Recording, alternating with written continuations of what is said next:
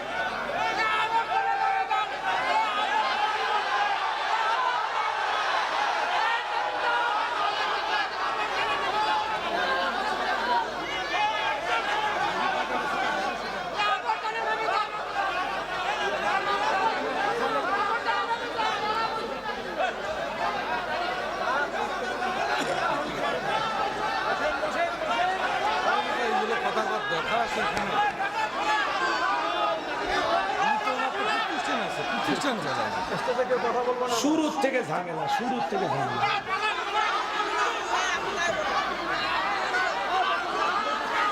ভাই বসেন, বসেন। আমরা সকলে শান্ত হয়ে যাই। আল্লাহর হস্তে আপনাদের পায়ে হাত রেখে বলতেছি, আপনারা শান্ত হয়ে যান।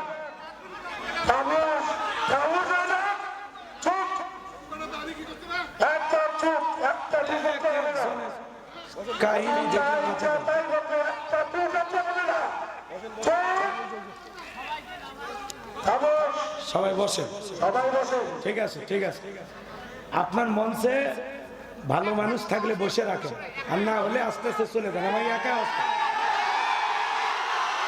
শুরুর থেকে বলতেছে, কেউ কয় রাজনীতির ওয়াজ করবেন না, কেউ করছে সবাই এটা হয়েছে ওইটা হয়েছে। অলরেডি আমার মন মানসিকতা ভেঙে গেছে। আমি অন্য বিষয় নিয়ে ওয়াজ করতে চাইছিলাম, কিন্তু আপনাদের পরিবেশের কারণে নরমজি ধরলাম যে একটা স্বাভাবিক ওয়াজ করে যায়। কারণ এভাবে কথা বলতে নাই, কথা বুঝছেন না বাজান? আমার কথা শোনেন, আমি আপনাদের ক্ষতি চাই না তো, আমি তো আপনাদের ভালো চাই, তাই না ভাই? জি জি, এভাবে ডিস্টার্ব করতে না। আপনারা এত ভয় কেন করতেছেন ভাই? এই যে বারবার রক্ত দিয়ে দেশ স্বাধীন করা হয়, এই যে জুলুম অত্যাচার হয়, কি কারণে হয়? এই যে আপনাদের এই দুর্বলতার কারণে মানুষকে এত এত প্রাধান্য দিতে নাই। আপনারা কার ভয় করেন? আল্লাহর ভয় বাদ দিয়ে মানুষের ভয় কেন আপনাদের? এটা কোয়া যাবে না, ওইটা কোয়া যাবে না, এই হয়েছে সে হয়েছে। রে ভাই, সমস্যাটা কি আপনার? হ্যাঁ, আমি বলবো বাক স্বাধীনতা নাই মানুষের।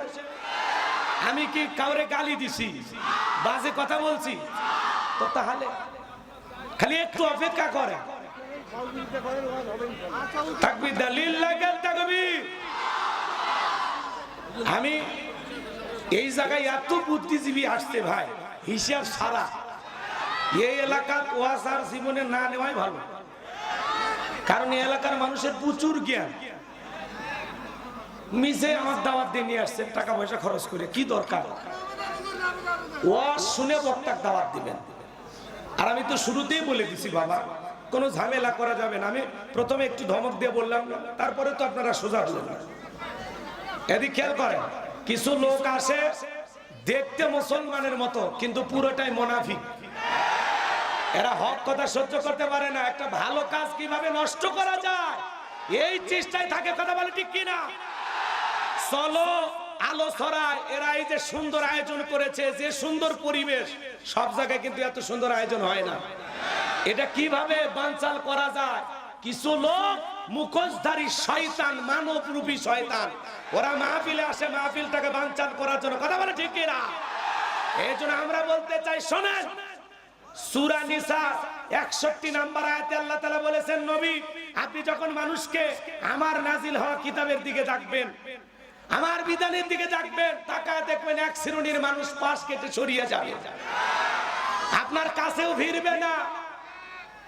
আজকে সমাজে এই ধরনের কিছু মানুষ আছে। আমরা কথা বলবো স্বাধীনভাবে, আগেই তো ভয় করিনি, এখন তো ভয় করার টাইম নাই। কি কঠিন পরিবেশের সময় আমরা মাহফিল করে লাইট বন্ধ করে পেলে গেছি, কথা বলেন ঠিক কিনা? আমরা যেদিন থেকে কোরআনের ময়দানে কথা বলা শুরু করেছি, সেদিন থেকে জীবনটা আল্লাহর জন্য বিলিয়ে দিয়েছি, কথা বলে ঠিক কিনা? বিদায় আমাদেরকে চোখ রাঙানি দেখাবেন না। আমরা মুসলিম জাতির পিতা ইব্রাহিমের সন্তান, যে ইব্রাহিম আল্লাহর খুশির জন্য নমরুদের আগুনে পড়তেও রাজি, কথা বলে ঠিক কিনা? আমরা কোন বাতিলের রক্তচক্ষুকে ভয় পাই না, আমরা ইসমাইলের ভাই, যে ইসমাইল আল্লাহর খুশির জন্য ছুরি নিচে জবাই হইতেও রাজি, কথা বলে ঠিক কিনা? পাগলকে বলবেন না নৌকা নারাস না, তাহলে কিন্তু অবস্থা খারাপ। আমি ঠান্ডা মাথায় ওয়াজ করতেছিলাম, মাথাটা গরম করে দিবেন, তাহলে একেবারে উল্টা পাল্টা করলে তুফান তুলে থুয়ে চলে যাবে, পরে কিন্তু এই তুফান থামানোর কেউ থাকবি না। আমি ঠান্ডা মাথায় ওয়াজ করতেছি। কুল্লু নাফসিন বিমা কাসাবাত রহিনা, প্রত্যেকটা ব্যক্তি তার নিষ্কৃত কর্মের কাছে আবদ্ধ। কথা ক্লিয়ার না ভেজা আমার ভাইয়েরা? তাহলে মসজিদের ইমাম সাহেব যা করে লিপিবদ্ধ করা হয়, এদিক খেয়াল করেন। মাদ্রাসার হুজুর যা করে লিপিবদ্ধ করা হয়। শুধু সমাজের নেতা যা করে ফেরেশতারা দেখেও না, লেখেও না। না, ওই জায়গায় যাওয়া যাবে না। তো আমার নিয়ত ছিল না, কিন্তু আমি বুঝলাম যে ঠান্ডা ওয়াজ চলবি না। আমি এখন পুরোটা হিট হয়ে গেছি। এখন আপনাদেরকে নিয়ে যেটুকু পারি, আমি ঠান্ডা মাথায় ছিলাম, মাথাটা যেহেতু বারবার গরম করে দিলেন, এখন গরম ওয়াজই শোনে। লিল্লাহি তাকবীর। শোনেন ভাইরা আমার, ইউনিয়ন পরিষদের চেয়ারম্যান সাহেব, লেখা আছে 50 কেজি চা, তাই বলে এই চেয়ারম্যান না, ভুল বুঝবেন না। চালের কার্ডে লেখা আছে 50 কেজি। উনি যদি জনগণকে 50 কেজি বুঝায়া দেয়, তাহলে কোনো টেনশন নাই, সঠিকভাবে আমানতের দায়িত্ব পালন করেছেন, আমানতের খেয়ানত করে নাই। কিন্তু চাল লেখা আছে 50 কেজি পাবে জনগণ, যদি 30 কেজি দেয় আর 20 কেজি এদিক সেদিক করে, আর যদি জনগণ বলে নেতা লেখা আছে 50 কেজি দিলেন 30 কেজি, ব্যাপারটা কি? তখন দেখে বলবে, দল চালাইতে গেলে সাঙ্গুপাঙ্গ থাকে, কিছু চেলা চামুন্ডে থাকে আমার আশেপাশে ঘরে, ওদের মোটর সাইকেলে তেল টেল কিনা লাগে, অতএব যা দিছি নিয়ে যাও, বেশি কথা হলে ওটাও রেখে দেবে। কথা কোন রাখে? আর কিছু বলার আছে? ধরেন বরাদ্দ আসছে 2000 বস্তা, 1000 বস্তা আগেই যদি বিক্রি করে, কিছু করার আছে ভাই? তো এই কথাগুলো বলতেছি ওনাদের উদ্দেশ্যে। তা চেয়ারম্যান হওয়ার পরে উনি যদি এই সমাজে সৎ কাজ চালু করতে পারে, ওনার কারণে এলাকায় যদি গান বাজনা বন্ধ হয়, এলাকায় যদি মদ জুয়া বন্ধ হয়, এলাকায় যদি অশান্তি বন্ধ হয়ে যায়, বিশৃঙ্খলা, খুন, টেন্ডারবাজি, চাঁদাবাজি এলাকায় যদি বন্ধ হয়ে যায়, ওনার কারণে এর উত্তম যাজা, এর উত্তম পুরস্কার চেয়ারম্যান সাহেবকে আল্লাহ কিয়ামতের ময়দানে দেবেন। কথা বলে ঠিক না? কিন্তু উনি নির্বাচিত হওয়ার পরে যদি এলাকায় নেশা বেড়ে যায়, অন্যায় অপরাধ বেড়ে যায়, জুলুম অত্যাচার বেড়ে যায়, নেশায় যুবকেরা আসক্ত হয়ে যায়, এই ব্যাপারে আল্লাহর কাছে ওনাকে হিসাব দিতে হবে। এমনও নেতা আছে নিজেই মাদকের ব্যবসা করে। কথা বলে ঠিক না? নেতা ব্রিজে ঢুকানোর কথা, রড ঢুকে দিছে, বাস ব্রিজ উদ্বোধন করার আগে রুকুত চলে গেছে। কি বলেন, রডের টাকা যে মেরে খাসে ফেরেশতারে লিখবে না? রাস্তার বরাদ্দ হয়েছে 10 কোটি, 2 কোটি টাকা খরচ করে রাস্তা বানাইছে, আর 8 কোটি উপর থেকে নিচ পর্যন্ত ভাগাভাগি করে অ্যাকাউন্টে জমাইছে, ওই টাকাতে বিদেশে বাড়িও কিনছে। এটা কিন্তু এই দেশের ঘটনা না, এটা পৃথিবীতে ওই দেশে এখনো হয়নি। রাগ করতেছেন আপনারা? রাস্তা খালি কোন মতে কালো পিচ পেরে থুয়ে যায়, ছাগল পেশাব করলেও পিচ ভেসে যায়। এই যে দুর্নীতি করে লুটপাট করে যারা 11 লক্ষ কোটি টাকা বিদেশে পাচার করেছে, প্রত্যেকটা টাকার হিসাব একদিন আল্লাহর কাছে দিতে হবে।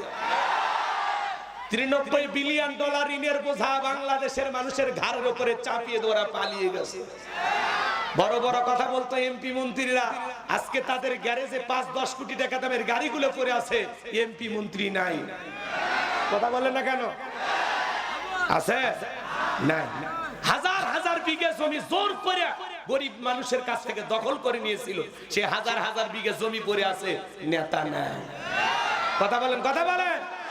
মন্ত্রীরা সব কোথায় গেল, এমপিরা সব কোথায় গেল, কোথায় কাদের কাকা? ওদের সারা দেশটা এখন লাগে ফাঁকা ফাঁকা।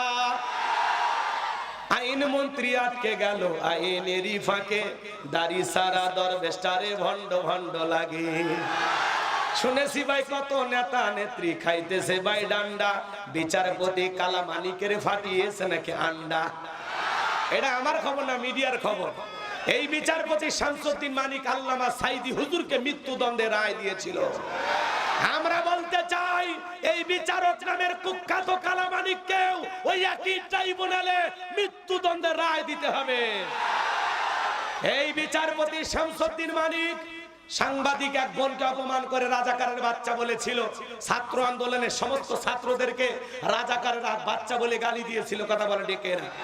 এই বিচারপতি শামসুদ্দিন মানিক 116 জন আলেমের তালিকা করে দুদকের কাছে জমা দিয়েছিল। আমার রোল নাম্বার ছিল 23। কত নাম্বার? যারা আলেমদের তালিকা করেছিল বিনা তালিকায় কলার পাতায় শুয়ে আছে।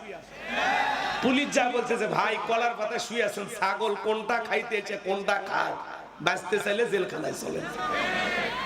আমাদের বাংলাদেশের প্রধান বিচারপতি তিনি সহ বেশ কয়েকজন বিচারক বলেছেন যে এই বিচারক মানিকের যে কলার পাতায় শুয়ে থাকা ছবি, এটা প্রত্যেকটা আদালতে, প্রত্যেকটা কোর্টের বারান্দায় যে বিচারকেরা বিচার করে তাদের পিছনে ছবিটা ঝুলিয়ে রাখা উচিত। এই ছবি দেখে যেন তারা বোঝে ন্যায় বিচার করলে বেঁচে যাবে, আর অন্যায় অপরাধ করলে কলার পাতায় হয়ে থাকবে। কথা বলে ঠিক কি না? বিচারকের নামে যারা এই দুনিয়ার জমিনে নিরীহ মানুষের বিরুদ্ধে উল্টাপাল্টা রায় দেয়, বিচারকের নামে যারা এদেশের সাধারণ মানুষকে বছরের পর বছর মিথ্যা মামলার আসামি বানায়া মিথ্যা রায় দিয়া একটা নিরপরাধ মানুষকে ফাঁসিয়ে দেয়, মনে রাখবেন বিচারকেরা যারা উল্টাপাল্টা বিচার করবে দুনিয়ার আদালতেই দেখেন কাঠগড়ায় দাঁড়াইতে লাগতেছে, আল্লাহর আদালতে ওদের কি বিচার হবে সময় বলে দেবে। কথা বলেন ঠিক কি না? আল্লাহ যেন সমস্ত বিচারক যারা এই দেশে আছে ন্যায় বিচার কায়েম করার তৌফিক দান করেন। চিল্লা বলেন আমিন।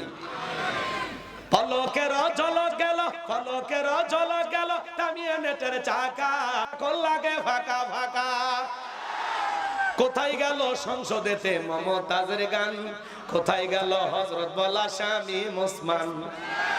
70 রাকাত তাহাজ্জুদ পড়তো, বিরাট বলা আল্লাহর ওলি দাবি করেছিল, 41 সাল পর্যন্ত টিকে থাকার স্বপ্ন দেখেছিল, কিন্তু 2024 সালের 5 আগস্টে ভাগ্যে কি আছে আল্লাহর ওলিরা জানতো না। মাইক পেলে বলতো খেলা হবে, খেলা হবে।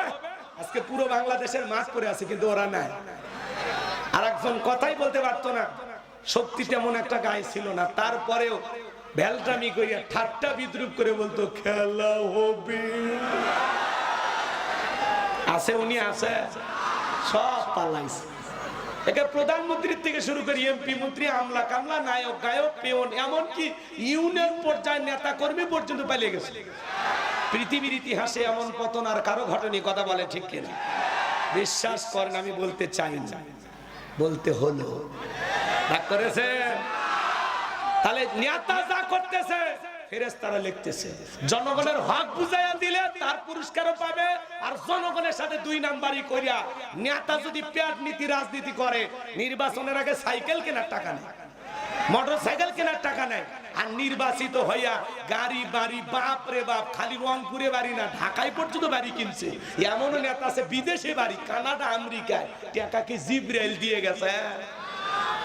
চেয়ারম্যান ভাই একচুল মন খারাপ করবেন না, এটা ওই সমস্ত দুর্নীতিবাজদের গায়ে লাগবে, সৎ মানুষদের গায়ে লাগবে না। কথা বলে ডেকে না। আমি শুনেছি চেয়ারম্যান ভাই নিখুঁত একজন মানুষ, উনি অসুস্থ, 2টা কিডনির সমস্যা, তাই না? আমাকে একজন বলল হুজুর একজন অমায়িক মানুষ। আল্লাহু আকবার। আমরা সৎ মানুষ চাই, যেই দলেরই হোক সৎ মানুষ আমাদের নেতা হবে। ওই যাত্রার পিছনে স্লোগান দেন না, বল্টু ভাইয়ের চরিত্র ফুলের মতো পবিত্র, নামাজ পড়ে 1 ওয়াক্ত, গাঁজা খাই 5 ওয়াক্ত, ঘুমচুরিতে পাকা পক্ত, শয়তানের 1 নাম্বার ভক্ত, হুজুরের জন্য খুবই শক্ত, চুষে খাই গরিবের রক্ত। পোস্টারে লেখা আছে গরিবের বন্ধু, ভোট দিয়ে দেখেন গরিবের কয় নাম্বার সত্য। একটা বয়স্ক ভাতার কার্ড নিবে গেলেও 2000 খায়, আছে না? না। আমার ভাইরা চলেন সামনের দিকে যায়। তাহলে নেতা যা করতেছে জনগণের সাথে আল্লাহর ফেরেশতা দেখতেছে, লিখতেছে। কথা বলেন ঠিক কিনা? খালি যুবকেরা যা করে আল্লাহর ফেরেশতারা দেখেও না, লেখেও না। কোন যুবক যে পার্কে বসে আছে বান্ধবী নিয়ে, ওই জায়গায় কিন্তু ফেরেশতারা ভিডিও করে না। ফেরেশতাদের শরম নাই? কি পার্কে ফেরেশতারা যায়? কি এ যুবকে যা, তুমি কি মনে করো জঙ্গল প্রেম করার জন্য মঙ্গল জঙ্গলে কেউ দেখে না? ইন্নাল্লাহা লাতীফুন খবীর। গোপনের খবর কার কাছে? কার কাছে? শোনেন শোনেন যুবক, তোমরা যারা বিয়ে করছো, অনেক যুবক বিয়ে করে, নাকের রুমাল দিয়ে যারা বিয়ে করতে যায়, বুঝবেন এর দুটো অপরাধ। এক নাম্বার, এই শ্বশুরের কাছ থেকে যৌতুক নিছে, এই লজ্জায় শ্বশুর বাড়ির যেতে ওর কষ্ট হচ্ছে। আর দুই নাম্বার, এই বইয়ের মহারানা পুরোটাই ফাঁকি দিছে, এই লজ্জায় আর মাথা নিচু হচ্ছে। আর যারা বীর পুরুষ, শোনেন, যারা প্রকৃত পুরুষ, কন্যা পক্ষের ওপরে যারা জোর করে, কন্যা পক্ষের কাছ থেকে জোর করে যারা যৌতুক নেয়, মনে রাখবেন কাঁচা পায়খানা খাওয়া যেমন হারাম, কন্যা পক্ষের কাছ থেকে জোর করে যৌতুক নেওয়া তেমনি হারাম।